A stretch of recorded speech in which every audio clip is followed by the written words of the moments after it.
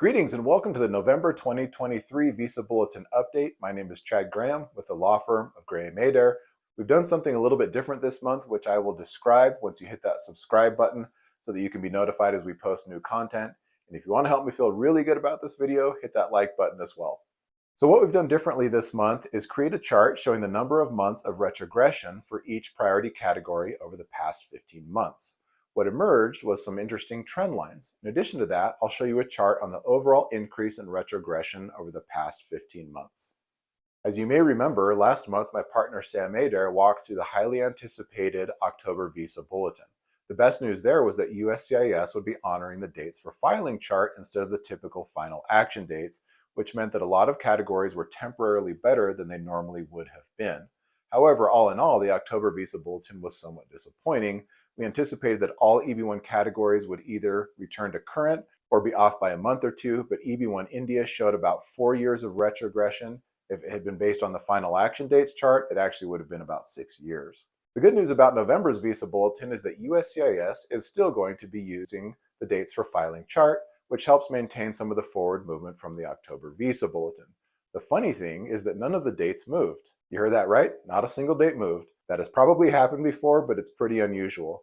It seems clear that we're in a holding pattern to see how the October Visa Bulletin dates affect overall demand on immigrant visa numbers.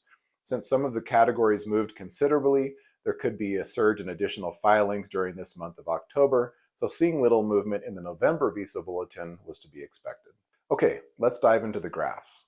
Starting with India, you'll see 3 separate lines for each of the categories EB1, EB2, and EB3. Overall, the trend shows increasing retrogression. A big surge in retrogression toward the end of the last fiscal year, which ended in September, and then dates settling back into the same trend line from earlier in the year.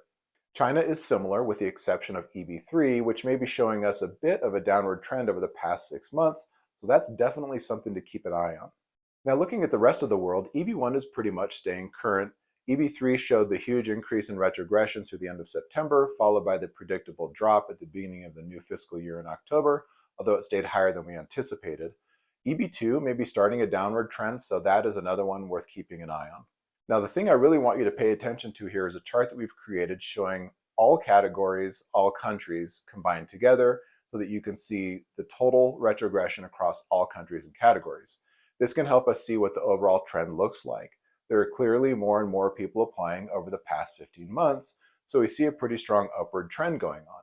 There's the bump at the end of the last fiscal year, and then the drop back into the trend line starting in October, maybe slightly lower than the trend line from the previous 10 months, but sort of along the same trajectory. We have an economy with fairly steady unemployment rates and job openings, so this is not entirely unexpected. If we see a strong dip in the economy, we will probably see a disruption of what right now is a fairly steady upward trend line in retrogression. Keep tuning into our monthly Visa Bulletin updates and we'll let you know what we're seeing and anticipating. If you haven't done so, go ahead and subscribe so that you get notifications when we post new videos. We'll see you next time.